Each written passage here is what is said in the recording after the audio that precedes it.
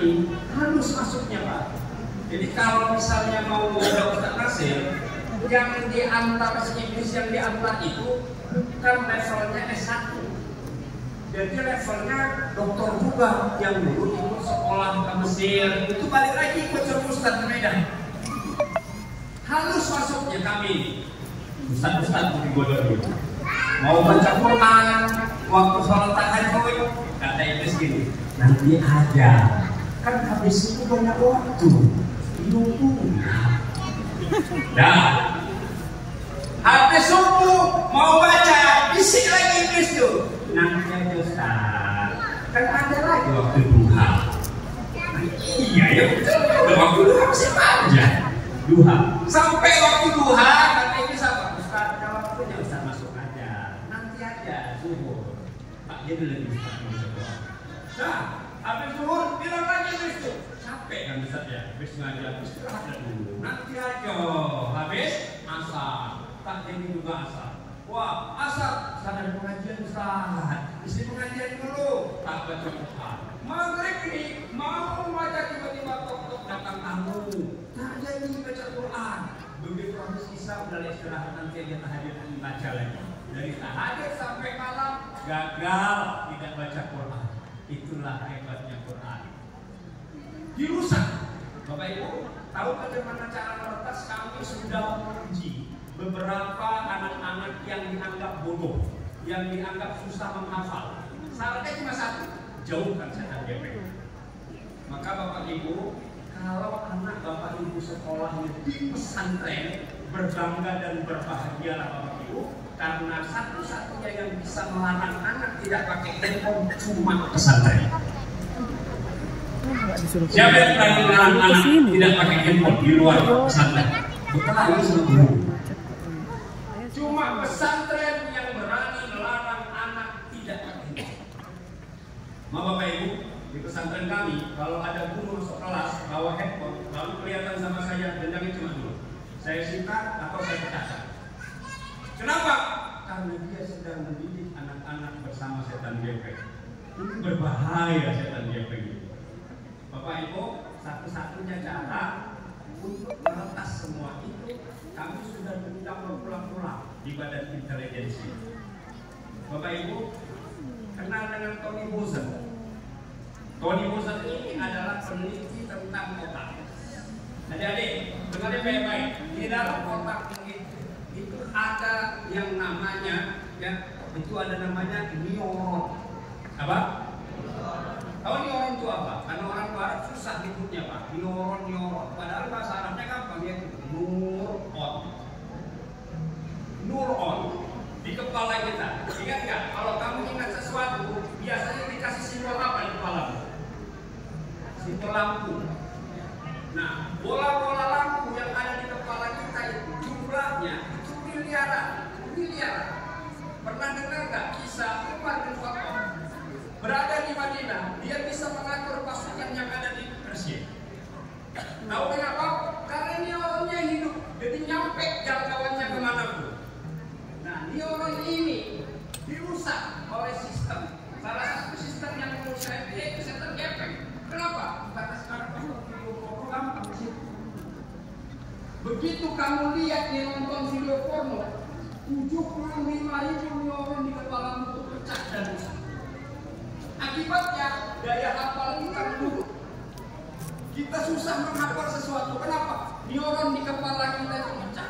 Jadi wajar kalau anak-anak ditanya, dia bingung cari atas terdapat, sampai terdapat, ke bawah terdapat. Gelap Bu katanya. Kenapa? Karena pecah lampu di kepalanya. Itu namanya neuron. Nah, di dalam kita, di dalam Al-Quran itu kan sering kita hafal. Kalau wali kita Allah, maka Allah akan mengeluarkan apa? Minaz zulumati ila. Tapi kalau tauhid, minan nur ila. Mau ikut yang mana?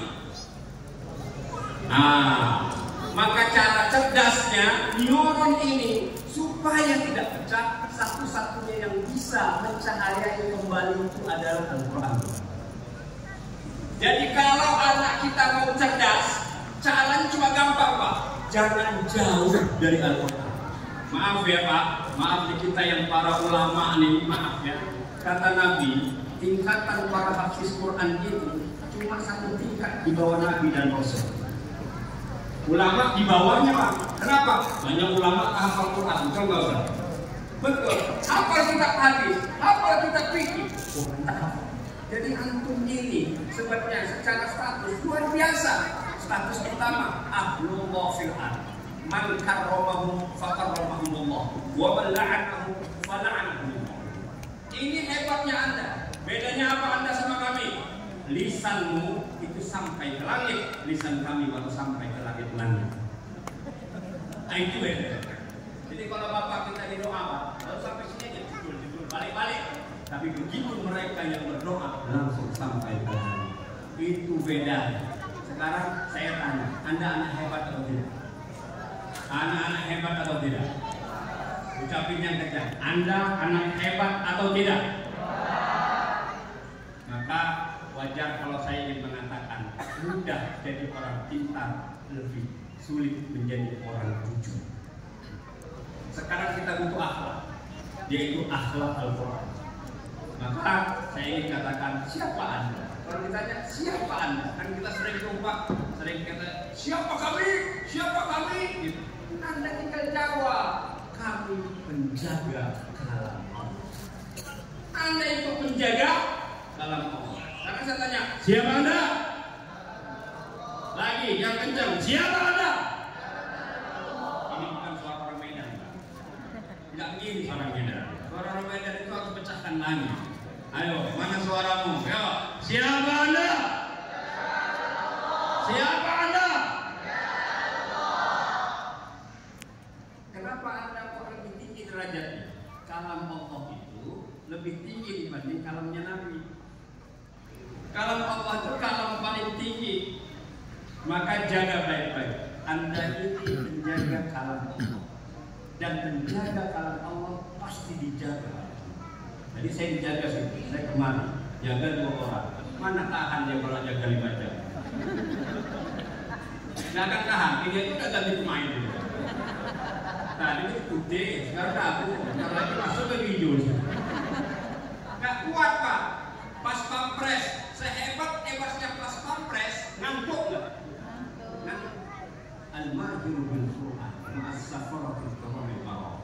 Orang yang mahir dengan Quran, antum ini semua dikawal sama malaikat yang nggak pernah ngantuk, nggak pernah tidur. Sekarang saya tanya, mana hebat Anda dengan presiden?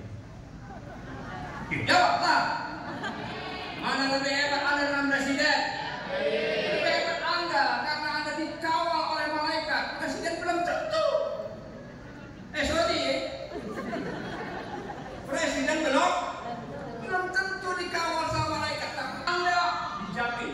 Kapan Anda dikawal oleh malaikat? Dengan salah satu resep sehatnya Nabi. Kemana Nabi duduk? Lisan Nabi itu lisan zakirin. Nabi itu selalu merujuk Muhammad kami. Bukan merepek. Tapi apa? Muroja'atul Quran.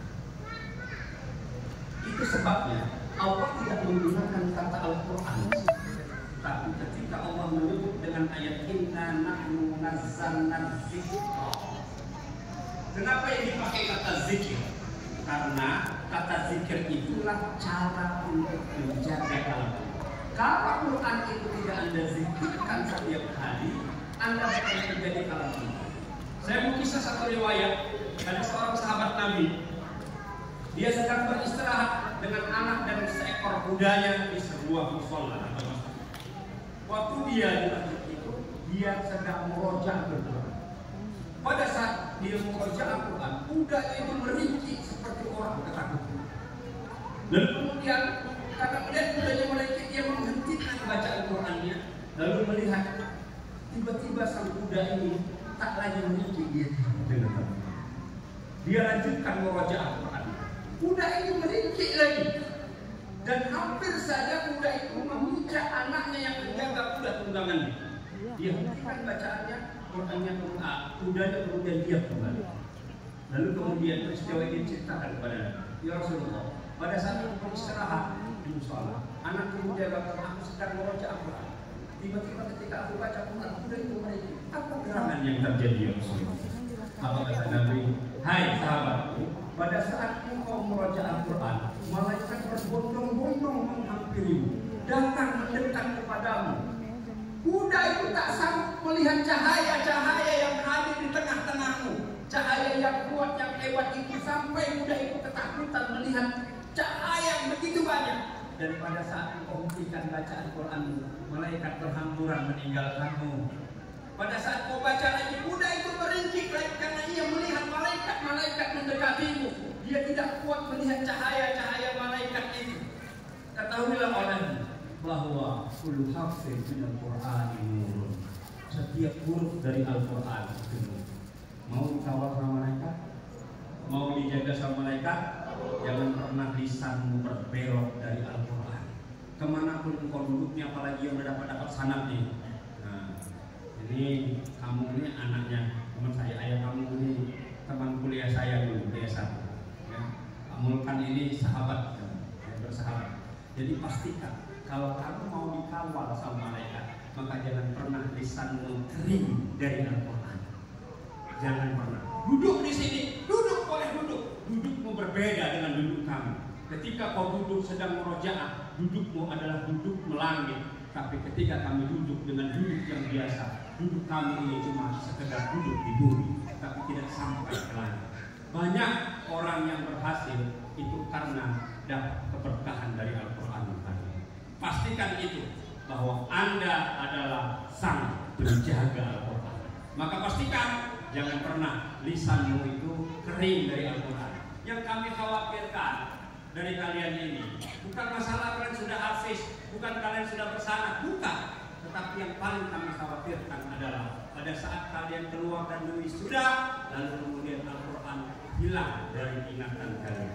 Itulah yang harus kalian waspadai. Bahwa kalau Nabi mengatakan kami qari'in laisa lahu min qira'atin, berapa banyak orang yang baca Quran tapi tidak dapat apa-apa dari Qurannya, itu Anda harus berhati-hati. Tapi lebih berhati-hati lagi, sesulit-sulitnya Anda menghafal Al-Quran, perjuangan Anda yang hebat itu menghafal Al-Quran, jangan sampai terlalaikan, kemudian Anda justru na'udzubillah dilaknat oleh Al-Quran. Tiba-tiba hafalan Anda hilang, Anda kemudian membiarkan tidak lagi murojaah. Waspadai itu wahai anak-anakku. Jadilah seorang hafiz yang benar-benar menjadi hafiz. Kalau Anda menjadi hafiz, berarti Anda seorang penjaga kalam Allah.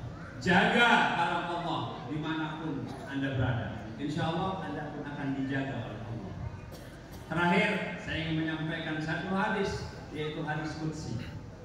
Allah Subhanahu wa taala berfirman apa? Man syaghalahul Quran. Siapa saja di antara kalian yang disibukkan oleh Al-Quran, sibuk menghafal, sibuk mentadaburi, sibuk mengajarkan, sibuk murojaah, sibuk mempelajarinya, semua kesibukanmu tentang Al-Quran itu, apa kata Allah? U'tihi afdol minas sa'ilin. Aku akan kasih kalian yang lebih afdol, lebih utama, lebih baik daripada orang yang berdoa. Orang berdoa biasa, paling mintanya cuma Rabbana atina fid dunya hasanah. Betul nggak? Karena katanya Rabbana atina fid dunya hasanah itu diambil dari mana? Rabbana zalamna anfusana diambil dari mana? Bayangkan kalau orang yang minta Rabbana atina saja diijabah oleh Allah, bagaimana kalau Anda mengkhatamkan dari surah Al-Fatihah sampai surah An-Nas? Semua doamu kabul. Kami sudah buktikan, minta apa saja. Kalau ditanya siapa orang paling kaya di alam semesta ini, Anda orang paling kaya. Jadi kenapa orang datang ke Ustaz Nasir, doakan Ustaz Nasir begini? Kenapa? Ustaz Nasir kita tolong sama yang ini. Dan Ustaz Nasir juga masih di langit-langit doanya. Nah, yang hafid ini sampai ke langit. Saya juga gitu Ustaz Nasir. Jadi kalau ada orang datang kita doakan, saya panggil semua santri. Luar biasa Pak. Pejabat datang, direktur bank datang. Semuanya itu apa ya? Yang koruptor ini datang. Yang koruptor Pak, kita doa. Saya bilang tak ada ayat anti korupsi, salah saya bilang. Nanti kalau saya baca datang pula semua orang ke sini supaya bebas dari korupsi. Ini bahaya. Dan wisuda yang paling indah adalah wisudanya Nabi kepada anda yang sering menghatamkan Quran. Ada satu title yang diberikan kepada para orang-orang yang suka menghatamkan Quran. Ada yang tahu? Yang tahu saya kasih 200.000. Santri, saya tambah 300.000. Title yang diberikan kepada orang yang berulang-ulang menghatamkan Al-Quran, saya tambah lagi 400.000. Saya tambah 500.000. Bebisi aja ya, bebisi boleh? Ya, nggak berlaku bagi orang besar, nggak berlaku juga bagi orang tua. Nah, santri, ya, ya, ada yang tahu? Title yang diberikan nanti pada hari kiamat bagi anda yang suka dan gemar menghatamkan Al-Quran. 500.000, saya ngelak. Ya, 1 juta. Tahu? 1 juta. Ada yang mau? Ya udah, apa boleh buat? Udah, nggak mau jawab nih. Nah, ada yang buka cepet-cepet Google. Itu tak boleh, itu tak jujur namanya. Kalau buka Google siapa pun tahu ya. Ya, ada? Oke, saya buka. Nama gelarnya adalah Al-Hal wal Murtahal. Saya ulangi. Gelar orang yang suka dan rajin gemar menghatamkan Quran namanya adalah Al-Hal wal Murtahal. Apa? Ada yang tahu nggak 2 ayat tentang bunga? 2 surah tentang bunga. 2 surah ini dikenal sebagai Zahroy. Surah mulai menggatal. Itu namanya brain management. Nah, ada itu PR ini, ya. Cari itu, masya Allah. Jadi kalau anda yang hafiz nih, yang sudah 30, hatamkan. Kalau sudah anda bisa menghatamkan Quran untuk tingkat anda saja, ya namanya Khatmul Manzili. Khatmul Manzili ini adalah khatam 1 minggu 1 kali. Itulah yang dilakoni oleh para khulafaur rasyidin. Jadi khalifah kita itu setiap itu di luar Ramadan ya, di luar Ramadan ya. Hari biasa, bulan biasa, tidak termasuk bulan Ramadan, itu sering menghatamkan Quran. Itu saya kurang-kurangnya setiap minggu khatam Quran. Setiap minggu khatam Quran. Tapi kalau saya lihat wajah Bapak Ibu sini saya nggak percaya, saya yakin. Satu bukan hafiz, bukan hafidhah. Yang bisa begini, dia hafiz hafidhah Pak. Imam Syafi'i kalau bulan Ramadan khatamnya itu 60 kali. Khatam ya, bukan baca. Khatam Quran 60 kali bulan Ramadan. Makanya kalau sudah datang bulan Ramadan, Imam Syafi'i tutup pengajian tutup. Lain kan kita. Makin Ramadan makin banyak. Jangan Ustaz Nasir ya. Makin padat. Sampai kalau saya ini maaf nih, sampai saya evaluasi diri. Ini gara-gara banyak ceramah. Awal-awal tak hadam Quran. Jemaah awal khatam Quran, awal tak hadam Quran. Untuknya awal dapat pahala karena dulu orang khatamin Quran. Itu aja Pak. Tidak dapat pahala. Itu dia. Jadi udahlah, itu refleksilah kita Ustaz-Ustaz nih. Semakin Ramadan, semakin banyak jadwal kita, padat jadwal kita. Kayaknya Ustaz Nasir lebih padat daripada Pak Prabowo ini. Ya, ini serius. Ya, kenapa? Itu Imam Syafi'i berhenti buat pengumuman. Imam Malik berhenti, tidak sama sekali mengajarkan ilmu di bulan Ramadan. Karena rohnya bulan Ramadan itu di Al-Quran. Kalau nggak disebut dengan syahrul Ramadan dan menunjukkan Al-Quran. Nah terakhir, kenapa kok Quran itu pakai hudan linnas? Kenapa bukan petunjuk untuk orang Islam? Kenapa untuk petunjuk manusia? Nah, ini peringatan buat kita. Kalau masih merasa manusia, ya, maka tetaplah Al-Quran jadi pedoman, tetaplah Al-Quran jadi petunjuk. Kecuali dalam manusia. Ada yang beneran sini jadi manusia? Hah? Jangan nanti kayak nggak sama rumahnya, sama kan? Yang bilang katanya kita dari monyet Pak. Teori Darwin. Saya masih ingat. Nah, begitu. Guru saya bilang yang mematahkan teori itu cuma Ustaz. Oh, ya udahlah, wajar. Biar aja orang tua nggak kaya gitu aja, Bos. Manusia dari Adam. Terakhir kata ulama teman, beginilah katanya. Yang merasa dari bagian berdiri samping kiri saya, yang merasa dari Nabi Adam berdiri samping kanan saya. Maka udah keluar ke depan, samping kanan. Ternyata yang buat teorinya itu tak mau dibilang dari masih manusiakah kita? Kalau kita pedomannya apa? Al-Quran. Yo, siapa kita? Penjaga. Siapa kita? Siapa kita? Pastikan kalau Anda seorang penjaga, Anda harus sekuat-kuatnya tidak mengharapkan dari Al-Quran. Saya tak berpanjang kalam, mudah-mudahan ini menjadi motivasi untuk Anda untuk senantiasa selalulah berdampingan dengan Al-Quran agar Anda senantiasa dikawal oleh para malaikat. Orang dikawal oleh para malaikat pasti insya Allah akan selamat dunia akhirat. Mohon izin, mohon maaf para guru sekalian, ini yang bisa saya sampaikan karena saya harus segera kembali ke Bandung. Mohon maaf, izin saya Ustaz Nasir. Terima kasih, jazakumullah khairan.